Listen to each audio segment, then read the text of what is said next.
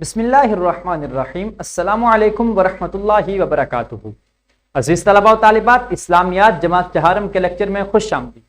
پیارے بچوں، آج ہم اسلامیات جماعت چہارم یونٹ نمبر 4.2 جو کہ آداب مجلس سے متعلق ہے، اس کے لیکچر نمبر 2 کا آغاز کرنے جا رہے ہیں۔ آئیے دیکھتے ہیں حاصلات تعلم۔ ہمارا پہلا حاصل تعلم ہے مجلس کے آداب سمجھ سکیں، اور دوسرا حاصل تعلم ہے مجلس کے مقاصد اور ان کی اقسام، دینی، خوشی، غمی وغیرہ کے پیش نظر ان میں شرکت کر سکیں۔ تو آئیے آغاز کرتے ہیں اعلان سبق کے ساتھ۔ آج ہم آداب مجلس کے مقاصد اور ان کی اقسام کے متعلق آگاہی حاصل کریں گے۔ عزیز طلباء و طالبات، سب سے پہلے آپ بچوں کے لیے دہرائی کے چند سوالات ہیں۔ میں گزارش کروں گا اساتذہ کرام سے کہ ویڈیو کو روک دیجئے، پہلے بچوں سے دہرائی کے ان سوالوں کے جواب معلوم کر لیجئے۔ خوش آمدید۔ یقیناً آپ بچوں نے دہرائی کے ان سوالات کے جوابات انتہائی احسن انداز میں اپنے اساتذہ کرام کو دیے ہوں گے۔ عزیز طلباء و طالبات، اسلامی نقطہ نظر ہمارے آج کے سبق کا ہے، رسول اللہ صلی اللہ علیہ وآلہ وصحبہ وسلم نے مجلس میں بیٹھے ہوئے دو افراد کے مابین بیٹھنے سے منع فرمایا ہے۔ سنن نبی داؤد حدیث نمبر 4844 کہ دو بیٹھے ہوئے افراد کے درمیان جا کے گھس جانا اس سے منع کیا گیا ہے۔ پیارے بچوں، قبل از پڑھائی کے عنوان سے چند سوالات آپ کے سامنے ہیں۔ میں دوبارہ سے گزارش کروں گا اساتذہ کرام سے کہ ویڈیو کو روک دیجئے، پہلے بچوں سے قبل از پڑھائی کے ان سوالات کے جوابات معلوم کیجیے۔ خوش آمدید۔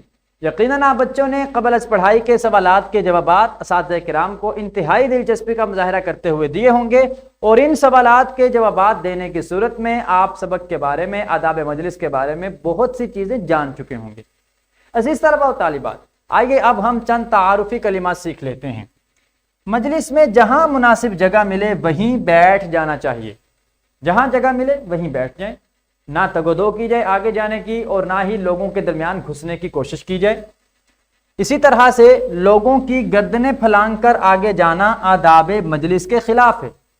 اگر لوگ بیٹھے ہوئے ہوں، گردنوں کے اوپر سے پھلانگ کر جانا اس سے منع کیا گیا ہے۔ پہلے سے بیٹھے ہوئے شخص کو اپنی نشست سے اٹھا کر خود نہ بیٹھا جائے۔ کوئی پہلے سے بیٹھا ہو کہ اس کو اٹھا کر اس کی جگہ پہ جا کے براجمان ہو جائیں، یہ بھی غلط طریقہ ہے۔ اس سے انسان کے اندر تکبر پیدا ہوتا ہے۔ مجلس میں عیب جوئی، غیبت، جھوٹ اور بری باتوں سے اجتناب کرنا چاہیے کہ یہ سارے گناہ کے کام ہیں، اور اجتماعی طور پر ان گناہ کے کاموں سے باز آنا چاہیے۔ مجلس میں ہمیں ہر اس کام سے اجتناب کرنا چاہیے جس سے لوگوں کو تکلیف ہو۔ کوئی بھی ایسی حرکت جو مجلس میں موجود لوگوں کو تکلیف پہنچائے وہ آداب مجلس کے برعکس شمار کی جائے گی۔ تکالیف نہیں دینی چاہیے، اذیت نہیں پہنچانی چاہیے، بلکہ لوگوں کے لیے آسانیاں تقسیم کرنی چاہیے۔ نبی اکرم صلی اللہ علیہ وآلہ وصحبہ وسلم نے ارشاد فرمایا کہ مجالس کی بات امانت ہے، یعنی کسی بھی مجلس میں سنی ہوئی بات امانت ہوتی ہے۔ کسی اور جگہ پہ جا کر اس بات کو اگر اس کا کوئی نقصان ہو، اندیشہ ہو، خطرہ ہو، بیان کر دینا، یہ امانت میں خیانت کے زمرے میں آتا ہے۔ عزیز طلباء و طالبات، یہ تھی چند باتیں جو ہم نے اخذ کی اور حاصل کی۔ آئیے اب ہم کتاب کی جانب بڑھتے ہیں اور کتاب سے آداب مجلس کے متعلق اقتباسات کا مطالعہ کرتے ہیں۔ تو گزارش کرتا ہوں اساتذہ کرام سے کہ ویڈیو کو روک دیجئے، پہلے بچوں سے کمرہ جماعت میں کتاب کے مذکورہ اقتباسات کی درست تلفظ اور روانی کا خیال کرتے ہوئے بلند آواز میں خوانی کا اہتمام کر لیجیے۔ خوش آمدید۔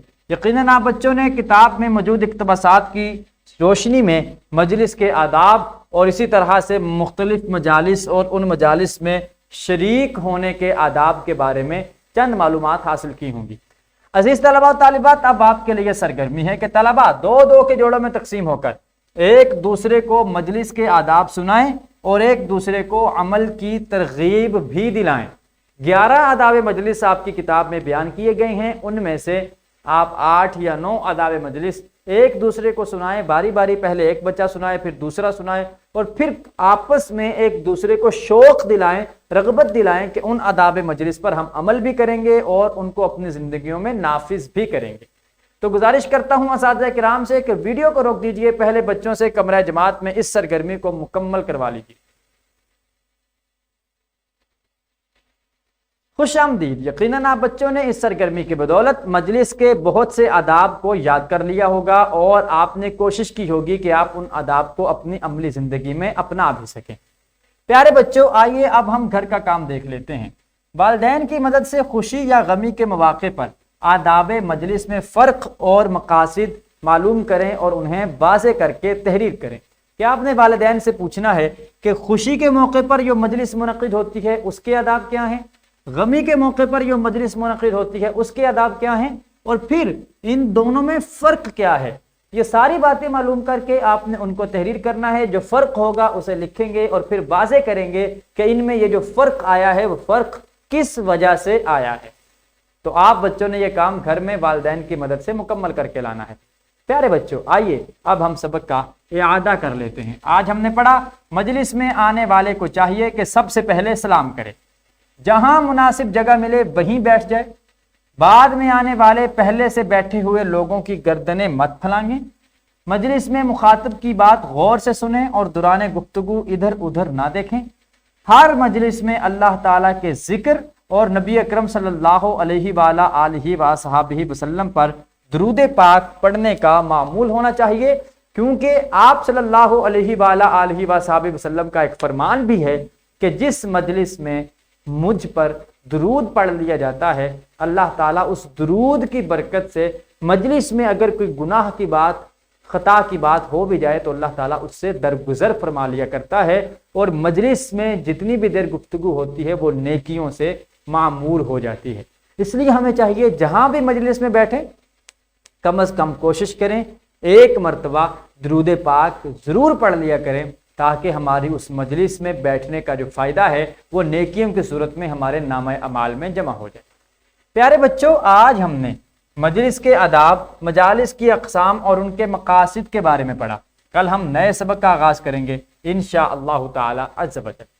عزیز طلباء و طالبات، ویڈیو لیکچر کی ڈسکرپشن میں آپ دیکھ سکتے ہیں لیکچر کی پی پی ٹی، حاصلات تعلم کے مطابق لیسن پلان اور ورک شیٹ۔ ان تینوں چیزوں کو ڈاؤن لوڈ کر کے ان کی رہنمائی میں اور ہمارے اس ویڈیو لیکچر کی رہنمائی میں یقیناً آپ اپنے سبق کو انتہائی عمدہ انداز میں تیار کر سکیں گے۔ اس کے ساتھ ہی مجھے اجازت دیجیے، ملاقات ہوگی کل کے لیکچر میں۔ اللہ کریم ہم سب کا حامی و ناصر ہو۔ السلام علیکم ورحمۃ اللہ وبرکاتہ۔